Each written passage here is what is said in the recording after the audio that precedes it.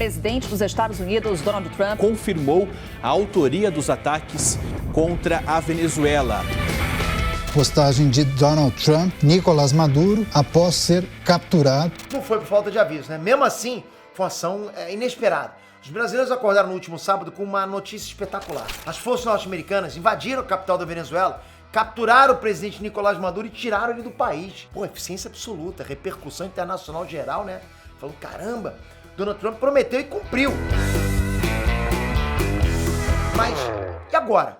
Quais são as consequências dessa operação para a economia mundial? Qual é o futuro da Venezuela?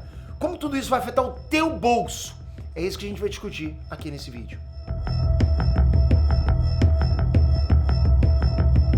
Fala galera, Trunks, Peter aqui. Bom, até fiz um vídeo reagindo à notícia da invasão dos Estados Unidos na Venezuela, né, do Trump atacando ali, tirando o presidente Nicolás Maduro do poder. Em letras maiúsculas, eu não lembro a última vez que eu vi uma notícia em letras maiúsculas no G1. Tô falando sério, não lembro, ok? Tá lá no canal Peter aqui, não sei se vocês conhecem, eu tenho um canal secundário lá onde eu faço alguns reacts lá, mas aqui o assunto é outro, né?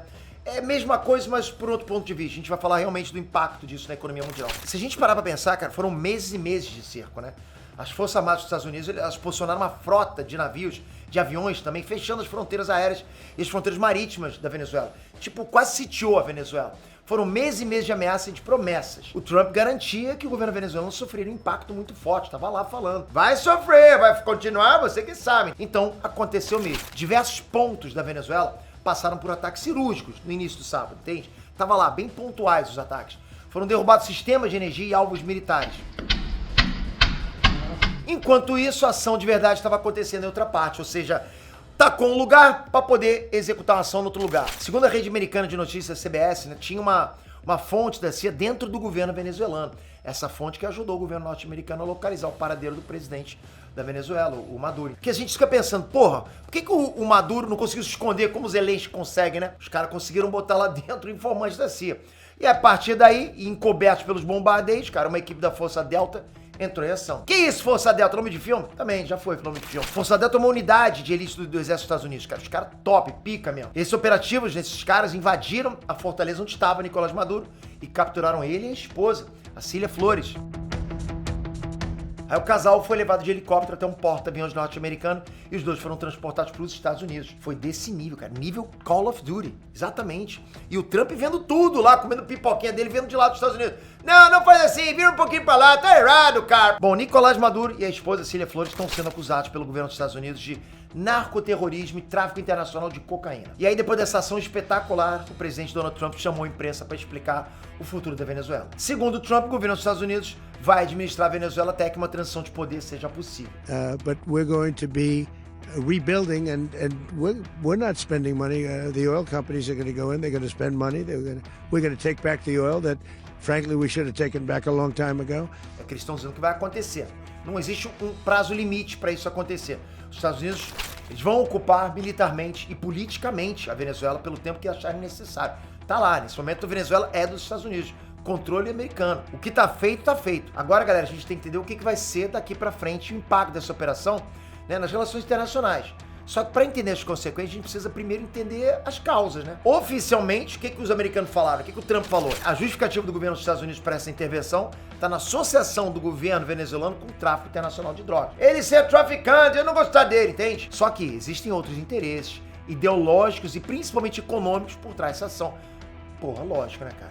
Isso não sou eu que tô dizendo não, ok? Bom, tô dizendo pra vocês, mas não é só eu. São autoridades norte-americanas, são diversos especialistas na área. Então se prepara, porque eu vou mencionar alguns deles aqui pra frente, ok? E não estou inventando, ok? Está na mídia, tá em todos os locais. Bom, o primeiro fator importante é o petróleo venezuelano. Talvez o principal fator, né? A Venezuela concentra simplesmente a maior reserva comprovada de petróleo do planeta. São mais de 300 bilhões de barris. Cerca de 17% de todo o petróleo conhecido no mundo. Ele tá inventando isso? Não, cara, esses são dados que saíram diretamente da Energy Information Administration, né? A EIA é o órgão estatal norte-americano que administra dados sobre matriz energética. A maior parte do petróleo disponível na Venezuela é considerado petróleo extra pesado, que exige uma tecnologia mais complexa para ser refinado.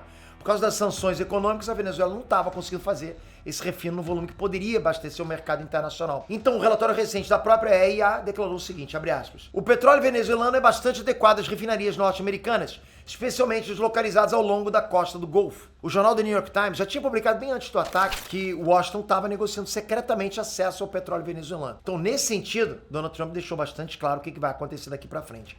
Abre aspas. Nossas gigantescas companhias petrolíferas dos Estados Unidos, as maiores do mundo, vão gastar bilhões de dólares, consertar a infraestrutura petrolífera que está em péssimo estado e começar a gerar lucro para o país.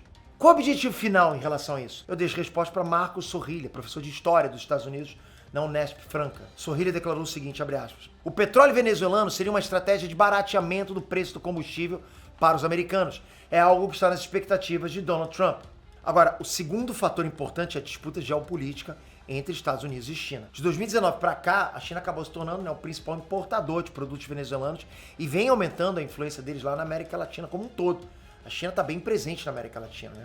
Nos últimos 5 anos, a China vem emprestando bilhões de dólares para a economia venezuelana em troca de promessas de embarque de petróleo. Foram mais 50 bilhões de dólares em troca de petróleo bruto. Só em 2023, a China absorveu 68% da produção venezuelana, segundo dados da EIA. André Galhardo, economista-chefe da consultoria Análise Econômica, ele mandou real, abre aspas. A China tem exercido uma influência muito grande nos países latino-americanos e os Estados Unidos não têm interesse nessa aproximação geopolítica chinesa. Então assim, China e Estados Unidos se tornaram grandes rivais no tabuleiro global, né? Jogando esse xadrez global aí.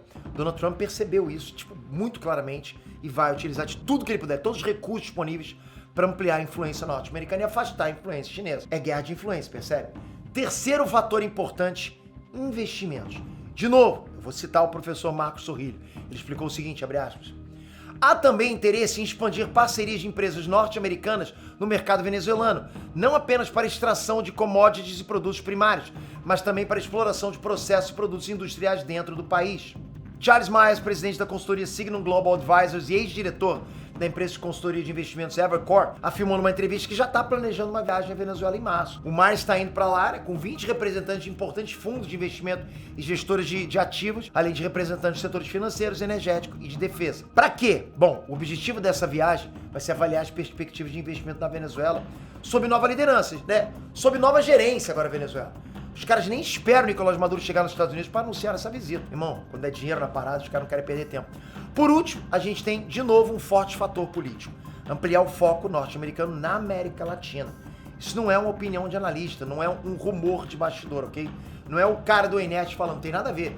É o discurso frontal da Casa Branca. No começo de dezembro, o governo Donald Trump chegou a citar a doutrina Monroe como um norte, né, para a nova abordagem dos Estados Unidos na região. E o que é isso, Pedro? O que é essa tal doutrina Monroe? É uma linha ideológica criada em 1823, 2 séculos atrás. E não foi eu que criei isso aí. A doutrina Monroe determinava que não seria tolerada nenhuma interferência no continente americano que não partisse do próprio Estados Unidos. Era o lema de América para os americanos. A partir daí, a Casa Branca passa a enxergar o resto do continente como recurso estratégico para a soberania dos Estados Unidos. E agora, depois da derrubada do Nicolás Maduro, Donald Trump declarou textualmente: sob nossa nova estratégia de segurança nacional, o domínio americano no hemisfério ocidental nunca mais será questionado. Não vai acontecer. Sob a administração Trump, estamos reafirmando o poder americano de uma forma muito poderosa em nossa região. É claro que absolutamente nenhum desses fatores pode ou deve ser utilizado para defender o regime do Maduro na Venezuela.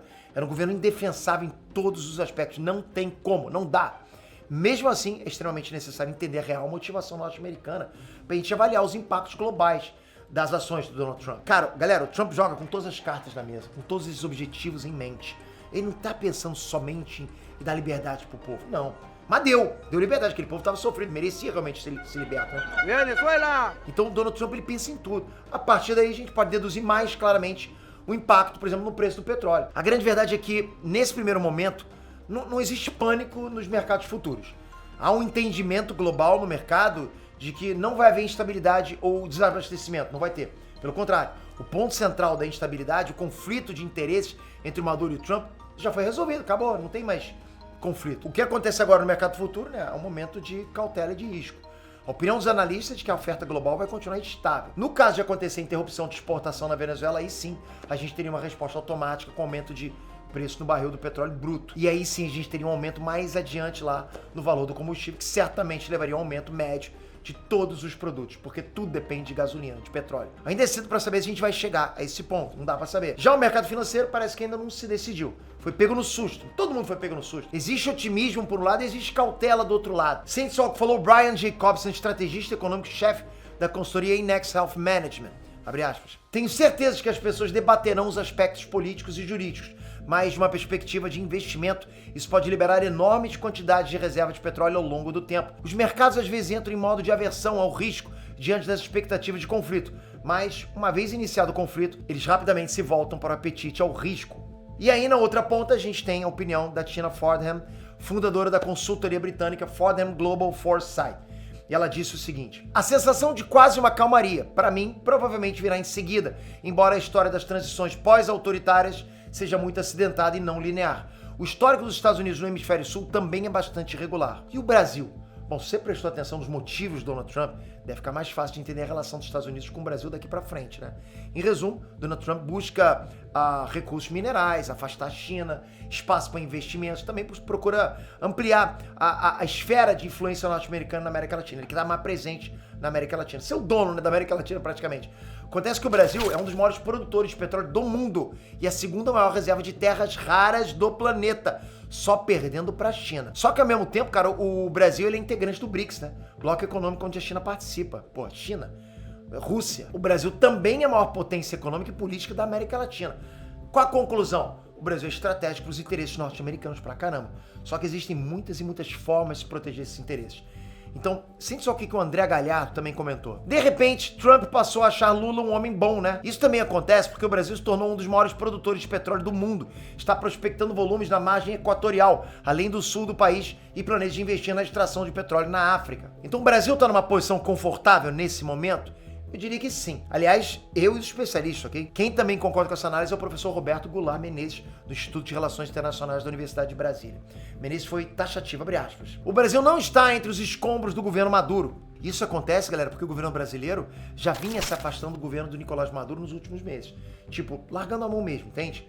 No começo tava lá, de parceria e tal, porra, ficou parceiro. Lula ficou parceiro do Maduro, né? Muito tempo. Segundo Menezes, o governo brasileiro tentou interceder para trazer a Venezuela de volta para um regime democrático e não deu certo. Inclusive rolaram ataques diplomáticos do Maduro ao Brasil. Porra, o Maduro descascou em cima do governo brasileiro. E agora o Maduro tá pagando pelos vários erros dele, ok? Tô com pena? Tô com peninha não, cara. Nenhum, cara. Pra mim esse maluco, meu irmão, tem que queimar no caldeirão do inferno.